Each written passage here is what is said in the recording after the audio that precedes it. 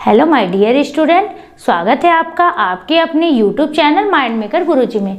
आज की क्लास में हम शब्द की बात करेंगे कि शब्द कैसे पहचाने, शब्द किसे कहते हैं। अगर एग्जाम में पूछता है कि शब्द की कितनी भेद हैं और शब्द को हम कैसे पहचाने, तो उसकी बात करते हैं। ठीक है, ये एग्जाम की दृष्टि से बहुत ही महत्वपूर्ण होते हैं। ये सभी एग्जाम में शब्द से क्वेश्चन पूछे जाते हैं। तो हम देखते हैं शब्द की परिभाषा। एक या एक से अधिक वर्डों के मिलने से शब्द बनता है। वर्ड यानी अक्षर की बात देखिए यहाँ हो रही है। शब्द को हम कैसे पहचाने, उसकी परिभाषा क्या है। शब्द किसे कहते हैं, तो एक या एक से अधिक वर्डों के मिलने से शब्द बनता है। अक्षर, ठीक है, जैसे राम है तो र और रा और म मिलकर बना है। ठीक है, वर्ड हमारा। ठीक है, जैसे घर है तो घ और र वर्ड है ना, एक एक अक्षर, तो हमारा वर्ड है क्या, उसी से मिलकर शब्द बनता है। वर्डों से मिलकर क्या बनता है, शब्द बनता है। ठीक है, तो हमारा जैसे घर है तो घ और र है तो घर बना।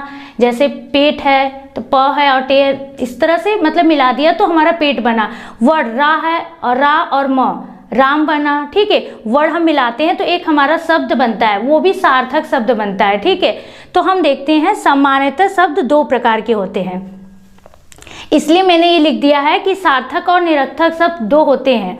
तो सामान्यतः शब्द दो प्रकार के होते हैं, ये आपको बहुत जानना जरूरी है कि सार्थक शब्द किसे कहते हैं, निरर्थक शब्द यानी जिसके कोई अर्थ न निकलता हो। ठीक है, कोई अर्थ नहीं देता है, उस शब्द को निरर्थक। यहाँ देखिए हमारे दो भेद हैं। सामान्यतः शब्द दो प्रकार के होते हैं, सार्थक शब्द, निरर्थक शब्द। सार्थक शब्द की बात हम कहते हैं, जैसे मैंने लिखा है यहाँ पर पानी। ठीक है, ये पानी है, यानी सार्थक शब्द वो है जो अर्थ दे।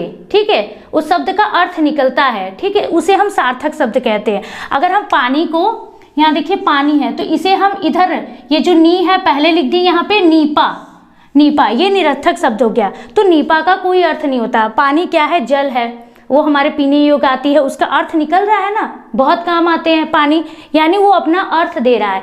तो जो शब्द हमारा अर्थ देता है उसे हम सार्थक शब्द कहते हैं, और जो शब्द कोई अर्थ न दे वो निरर्थक शब्द कहलाता है। ठीक है, मैंने यहाँ नीपा यानी पानी को उल्टा करके नीपा लिख दिया, तो नीपा का कोई अर्थ नहीं होता है। तो ये हमारा कौन सा शब्द बना है, ये निरर्थक शब्द, तो इसका इस्तेमाल नहीं होता है। तो यही इसलिए मैंने ये बता दिया पहले शब्द को बताने से कि सार्थक शब्द किसे कहते हैं, निरर्थक शब्द किसे कहते हैं, क्योंकि ये अभी हम जब आगे पढ़ाएंगे शब्द में तो ये आपको उसमें समझने में आसानी करेगा कि सार्थक शब्द कौन है, निरर्थक शब्द कौन सा है। ठीक है, अब देखते हैं शब्द के प्रकार।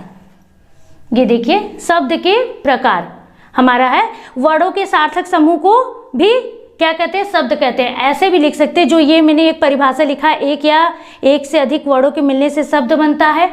या तो आप ऐसे कह सकते हैं कि वर्डों के सार्थक समूह को, वर्डों के सार्थक समूह की, यानी वही मैंने बताया ना सार्थक की निरर्थक शब्द, तो वर्डों के सार्थक यानी सार्थक शब्द हो। ऐसा नहीं कि आगे पीछे कोई अर्थ ही ना निकले, जैसे मैंने पानी लिखा हो तो उसका अर्थ निकल रहा है, अब उसी को मैंने उल्टा कर दिया नीपा, तो नीपा का कोई अर्थ नहीं। तो वर्डों के सार्थक समूह को शब्द कहते हैं, ये भी आप परिभाषा में लिख सकते हैं। तो शब्द के प्रकार देखिए, व्युत्पत्ति की दृष्टि से शब्द के दो भेद होते हैं। कितने भेद होते हैं, ये हमारा मेन होता है, शब्द के दो भेद होते हैं। एग्जाम में क्वेश्चन पूछे जाते हैं यहीं से।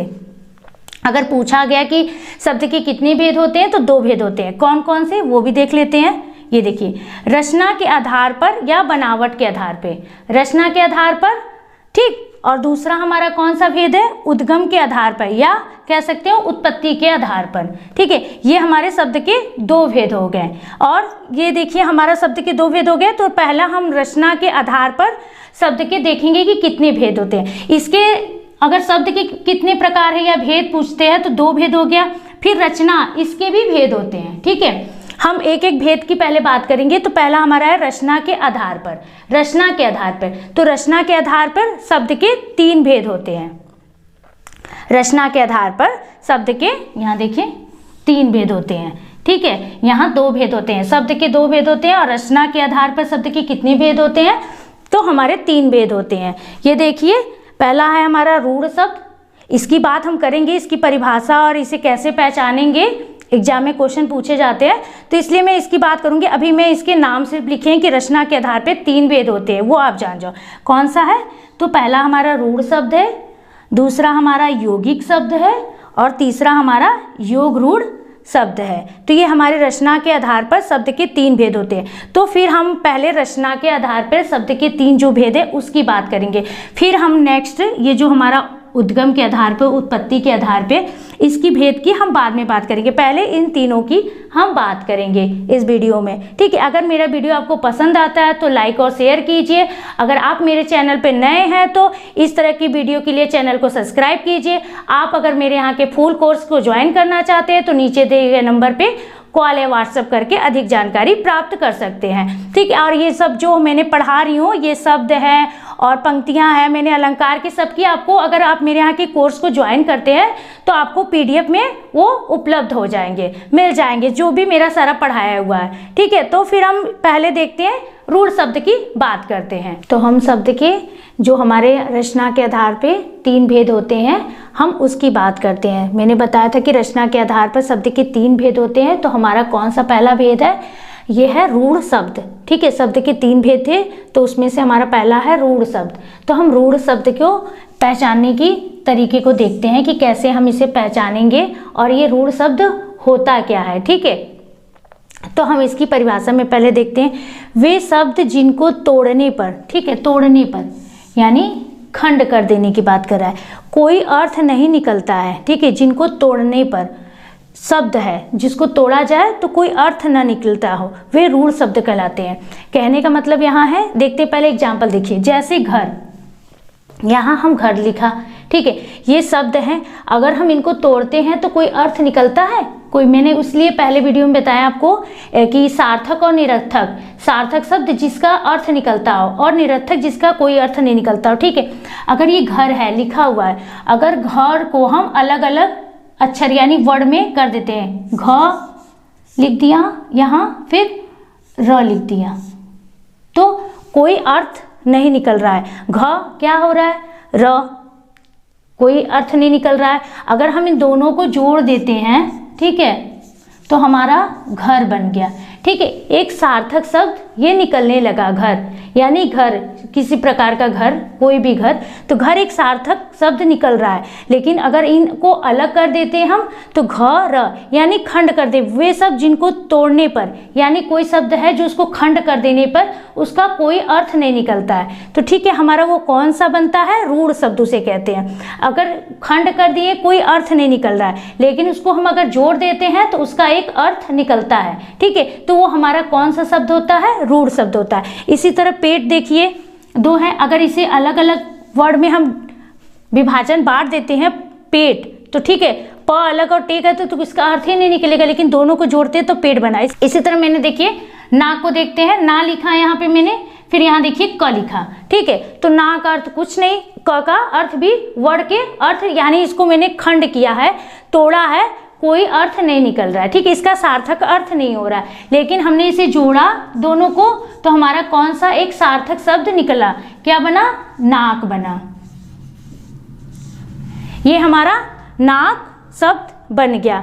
इसी तरह राम है, अलग अक्षर करते हैं तो उसके भी शब्द नहीं होते, यानी ये जो शब्द हमारा है ये 2 शब्दों के मेल से नहीं बनते हैं, ठीक है, ये शब्दों के मेल से नहीं बनते हैं, वर्ड है ये सार्थक शब्द होता है। ये हमारा क्या है? रूढ़ शब्द। कैसे पहचाने? अगर एग्जाम में पूछता है, ऐसे दे दिया घर, उसके नीचे अंडरलाइन कर दिया है, उसमें दे दिया आपको ऑप्शन रूढ़, यौगिक और योग रूढ़। अभी योग रूढ़ की भी बात करेंगे, यौगिक की भी बात करेंगे, उसे कैसे पहचानेंगे, ठीक है।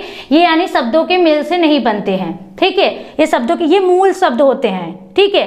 परंपरागत यानी मूल शब्द, जो हमारा ये मूल शब्द है घर, ठीक है, मूल शब्द होता है, जो हमारे मूल शब्द है ये मूल शब्द है। पेट, नाक, जल, कान, लाल, ये क्या है? खंड हुए, लेकिन खंड किए हम तो कोई अर्थ नहीं निकला है, लेकिन जैसे हम इसको जोड़ते हैं तो एक हमारा सार्थक शब्द निकलता है। जैसे मैंने कहा घो, कोई अर्थ नहीं, ड़ा का भी अर्थ नहीं निकल रहा है। अगर हम दोनों को जोड़ देते हैं घो प्लस ड़ा तो क्या हमारा अर्थ निकला? घोड़ा। एक अर्थ हमारा बन गया, उसमें एक सार्थक शब्द बन गया, ठीक है। वही बात यहाँ हो रही है कि सार्थक निरर्थक, इसीलिए मैंने वो शब्द आपको पहले बता दिया था कि सार्थक निरर्थक किसे कहते हैं।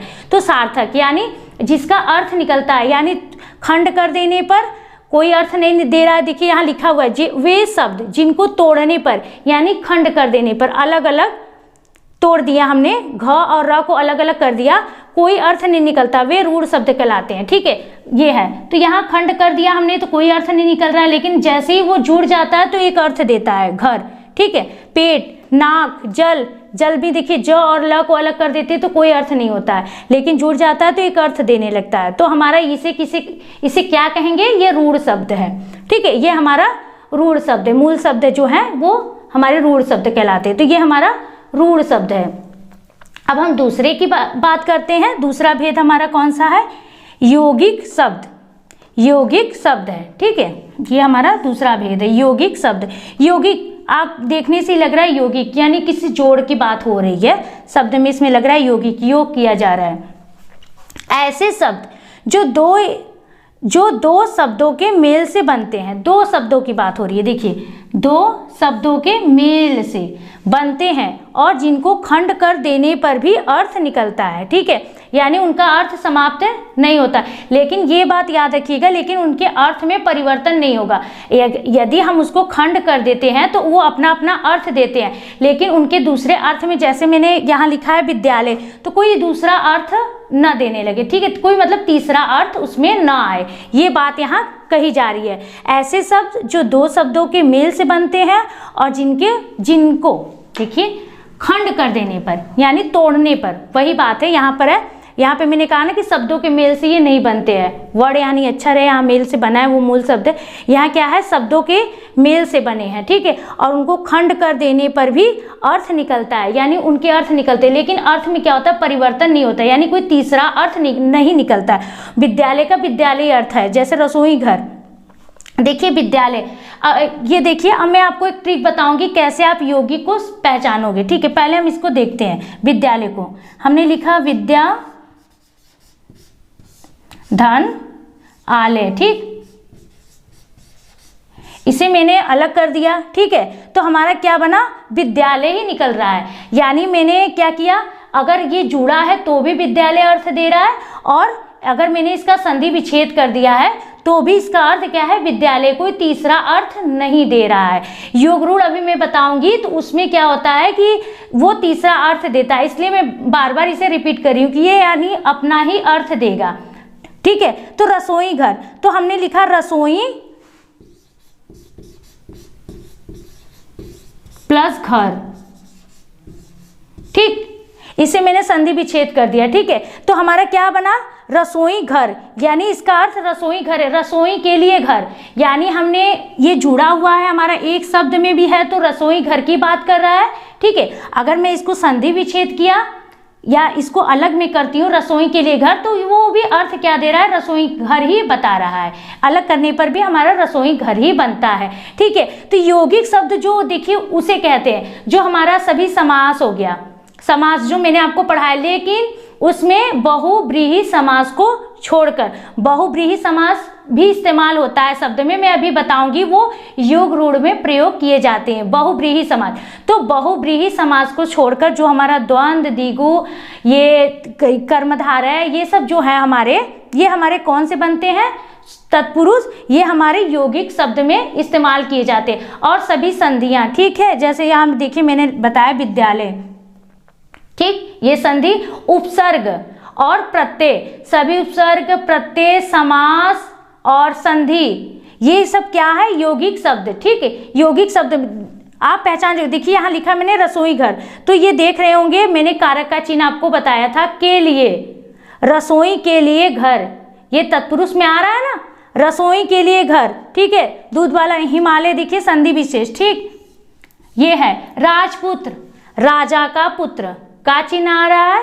ठीक है, ये हमारा तत्पुरुष बन रहा है, घुड़सवार, घोड़े पर सवार। ठीक, पर आ रहा है, उसमें कारक बन रहा है चिन्ह, तो ये हमारा जो है समास है। ठीक है, आप याद ऐसे कर सकते हो कि सभी समास, सभी संधियां, प्रत्यय, उपसर्ग जो है यौगिक शब्द वो होते हैं, यानी उनको अलग कर दिया तो भी उसका वही अर्थ होता है। ठीक है, और एक शब्द में बने रहते तो भी हमारा यौगिक शब्द कहलाते हैं। अब उपसर्ग की बात करते हैं, जैसे अभिमान लिखा है, ठीक, अभिमान, ठीक है, इसमें हमारा उपसर्ग जुड़ा हुआ है।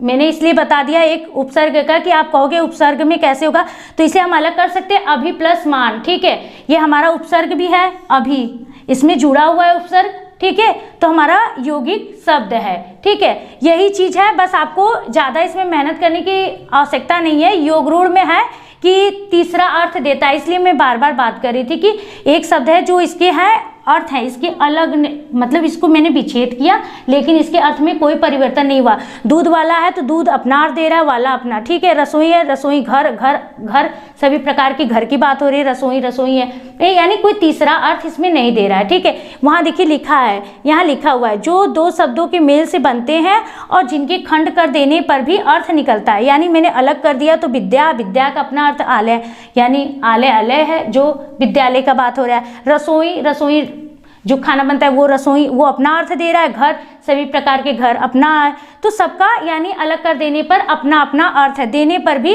अर्थ निकलता है। देखिए खंड कर देने पर भी अर्थ निकलता है, लेकिन क्या होता है, कोई तीसरा अर्थ इसमें नहीं देता है। तो ये हमारा हो गया यौगिक शब्द, इससे क्वेश्चन एग्जाम में पूछे जाते हैं। और ये हमारा कौन सा हो गया, ये रूढ़ शब्द। रूढ़ शब्द वे शब्द होते हैं जिनको तोड़ने पर यानी खंड कर देने पर कोई अर्थ नहीं निकलता है, ठीक है, खंड कर देने पर। मैंने यहाँ देखिए आपको बताया, ठीक है, ये हमारा मूल शब्द है घर, यानी जुड़ जाते हैं तो एक हमारा सार्थक शब्द वो निकलता है, ठीक है। तो घर, पेट, नाक, जल, ये सब हमारा क्या है, कान।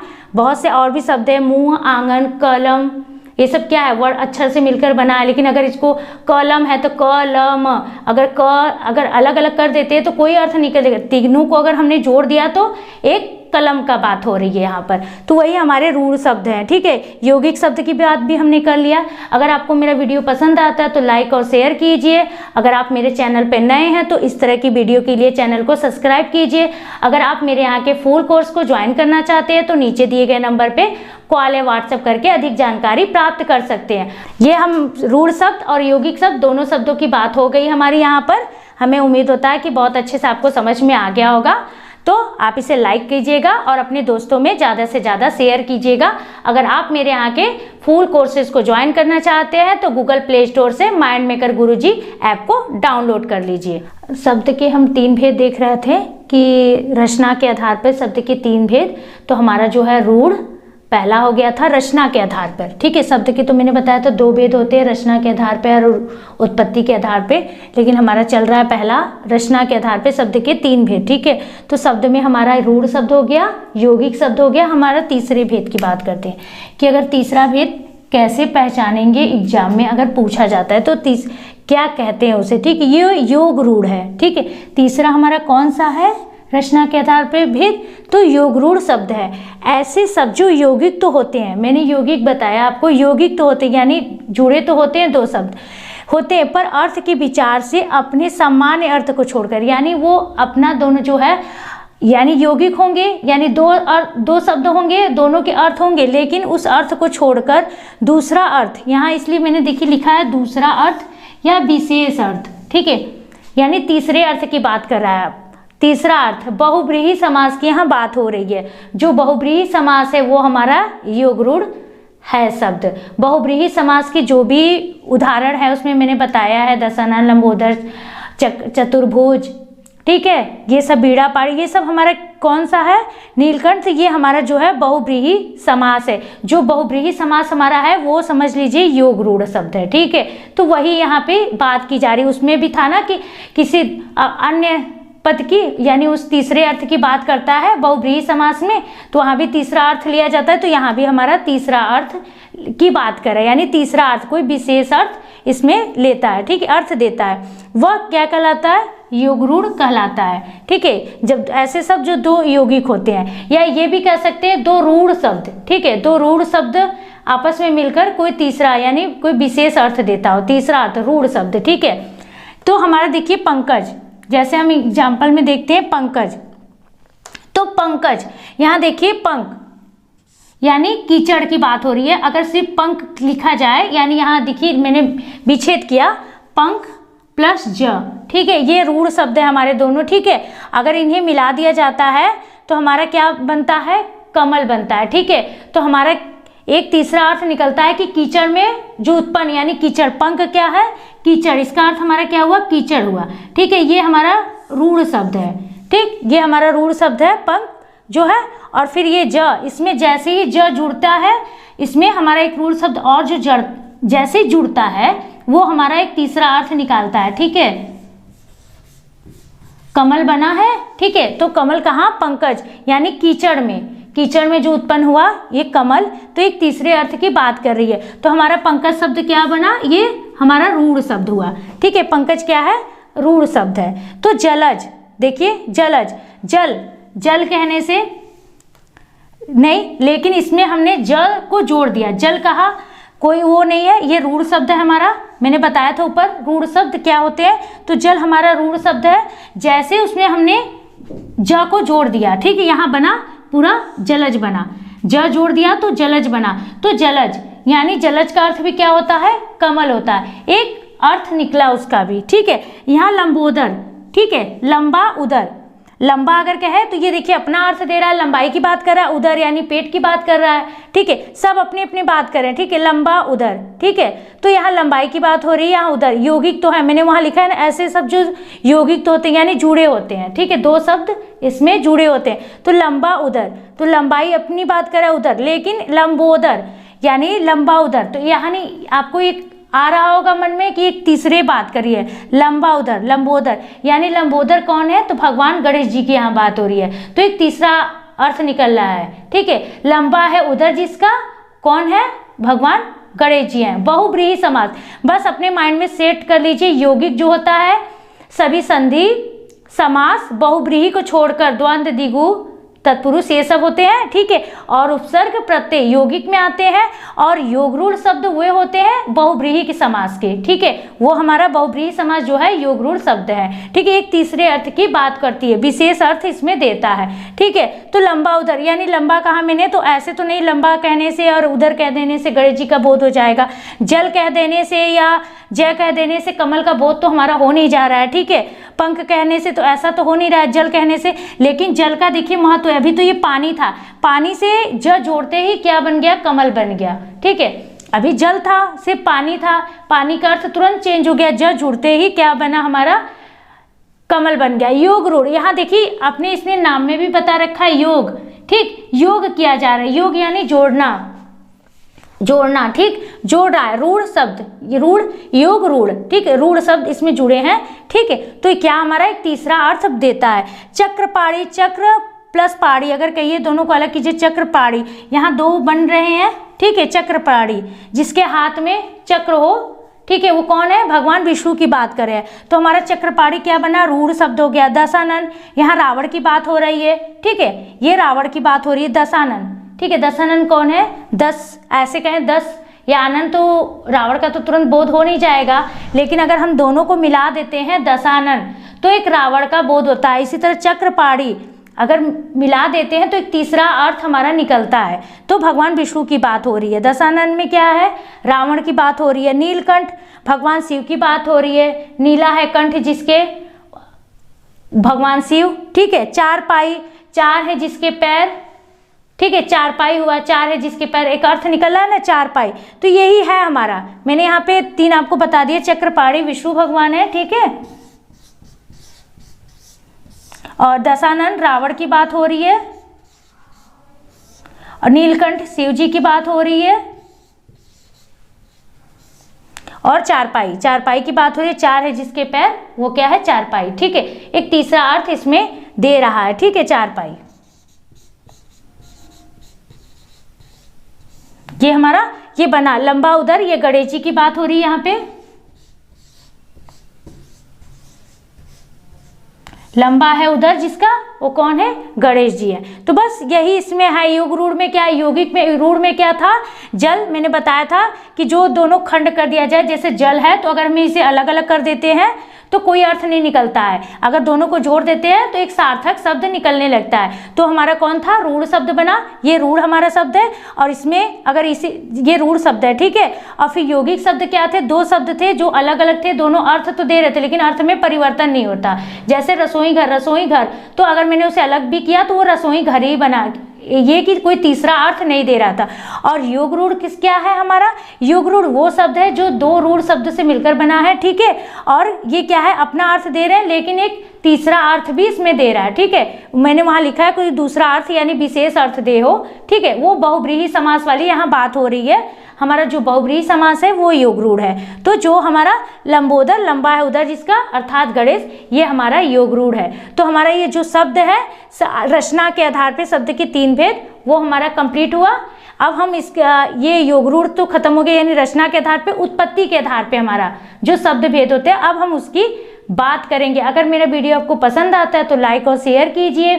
अगर आप मेरे चैनल पे नए हैं तो इस तरह की वीडियो के लिए चैनल को सब्सक्राइब कीजिए और ज़्यादा से ज़्यादा अपने दोस्तों में शेयर कीजिए ताकि वो भी शब्द को समझ पाए कि शब्द किसे कहते हैं, शब्द के कितने भेद होते हैं, एग्जाम में पूछे जाते हैं। हर एग्जाम में ज़रूरी नहीं कि कोई एक पर्सनली है, सब शब्द से क्वेश्चन पूछे जाते हैं। तो इसलिए आप शेयर कीजिए। अगर आप मेरे यहाँ के फुल कोर्स को ज्वाइन करना चाहते हैं तो नीचे दिए गए नंबर पे कॉल या व्हाट्सएप करके अधिक जानकारी प्राप्त कर सकते हैं। और ये जो भी मैं पढ़ा रही हूँ आपको, ये शब्द से है, अलंकार, समास, सबके आपको पीडीएफ, अगर आप मेरा कोर्स ज्वाइन कर लेते हैं तो आपको पीडीएफ में वो उपलब्ध किए जाएंगे ताकि आप ज़्यादा से ज़्यादा उसमें समझ सकें और उसको हल कर सकें। जो मैं पढ़ाई हूँ बहुत अच्छे से, पंक्तियाँ हैं, बहुत कुछ है, चीज़ें आपको पीडीएफ में उपलब्ध मिल जाएंगे।